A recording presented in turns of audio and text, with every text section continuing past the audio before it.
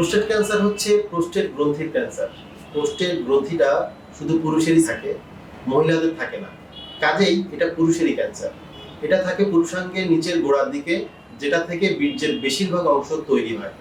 তো prostate cancer কিন্তু খুব কমন ক্যান্সার। বিশ্বব্যাপী প্রতি বছর প্রায় 1.6 মিলিয়ন অর্থাৎ 16 লক্ষ লোক নতুন করে প্রোস্টেট ক্যান্সারে শনাক্ত হয়, আর প্রায় 3,66,000 লোক এই ক্যান্সারে মৃত্যুবরণ করে। বলতে গেলে লাং ক্যান্সারের পরেই এটা স্থান বিশ্বব্যাপী। তবে মৃত্যুর দিক দিয়ে লাং ক্যান্সার হচ্ছে সবচেয়ে বেশি।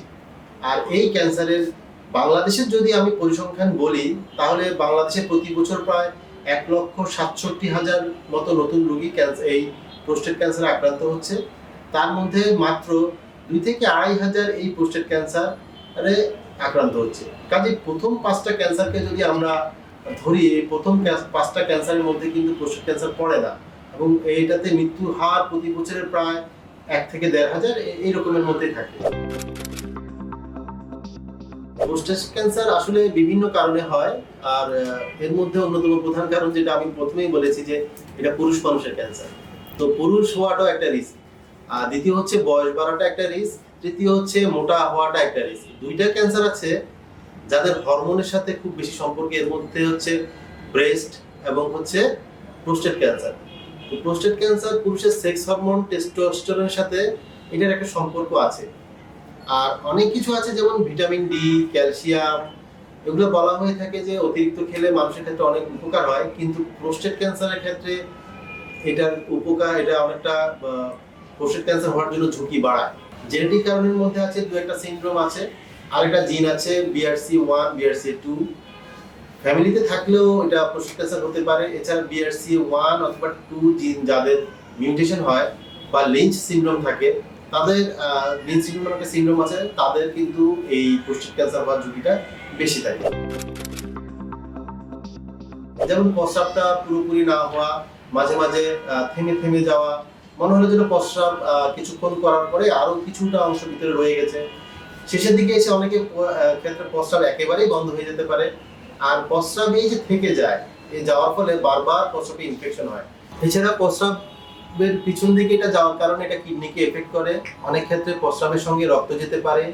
এই রক্ত যাওয়াটা কিন্তু প্রস্রাব ক্যান্সারেরই মানে প্রোস্টেট ক্যান্সারের লক্ষণ তা কিন্তু নয়। কারণ ব্লাডার ক্যান্সার হলেও কিন্তু ব্লাডারে পাথর হলে বা যদি ব্লাড প্রোস্টেটে, যে আমি বললাম যে কোনো বিনাইন অ্যালার্জমেন্ট হয়, সেক্ষেত্রেও কিন্তু রক্ত যেতে পারে। এটা প্রাথমিক পর্যায়ের লক্ষণ। আর আমাদের দেশের রোগীগুলো বেশিরভাগ ক্ষেত্রে দেখা যাচ্ছে যে মেরুদণ্ডের হাড়ে ছড়িয়ে আমাদের কাছে আসছে। এছাড়া আরো কিছু অন্যান্য হাড় আছে, যেমন হচ্ছে পাঁজরের হাড়, যেটাকে আমরা রিবস বলছি, স্কালস আছে, পেলভিক বোন আছে, এগুলো ছড়াতে পারে।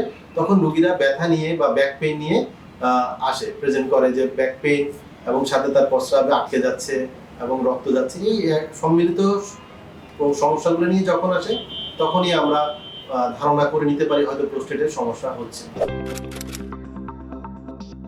প্রথমে হচ্ছে যে PSA, এটা হচ্ছে প্রোস্টেট স্পেসিফিক অ্যান্টিজেন। 50 বছরের পর থেকে 70 বছর পর্যন্ত প্রায় প্রত্যেকটা রোগীকে আমরা এটা বছরে বছরে এই স্ক্রিনটা করতে পারি। এটা একটা ব্লাড টেস্ট। এরপরে আমরা রোগীটাকে একটা পরীক্ষা করি, সেটা হচ্ছে ডিজিটাল রেকটাল এক্সামিনেশন। তার মানে হচ্ছে রোগীর মলদ্বার দিয়ে আঙ্গুল ঢুকিয়ে আমরা দেখার চেষ্টা করি যে প্রোস্টেট গ্রন্থিটার গঠন কেমন।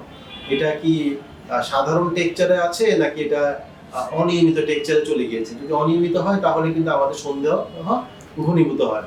যখনই সন্দেহ ঘনীভূত হবে তখনই আমরা এটার বায়োপসি নিতে হবে। বায়োপসি মানে মাংস পরীক্ষা করে এটাকে নিশ্চিত করা যাবে যে এখানে আসলে প্রোস্টেট ক্যান্সার হয়েছে নাকি শুধুমাত্র বিনাইন এনলার্জমেন্ট অফ প্রোস্টেট, অথবা বয়সের কারণে যে বড় হয়ে যাওয়া সেই বড়টা হয়েছে।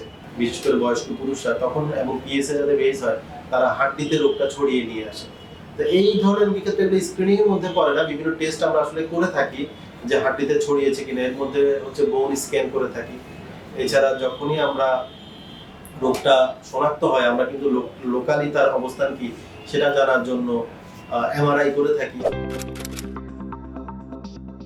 যেমন আমরা যদি মোটা দাগে বলি, surgery, chemotherapy, radiotherapy, hormone therapy, radio immunotherapy, brachytherapy, সবগুলো মডালিটি কিন্তু প্রোস্টেট ক্যান্সার ইউজ করা যায়। এখন আগে ডায়াগনোসিস করতে হবে যে রোগীটা কোন পর্যায়ে এসছে।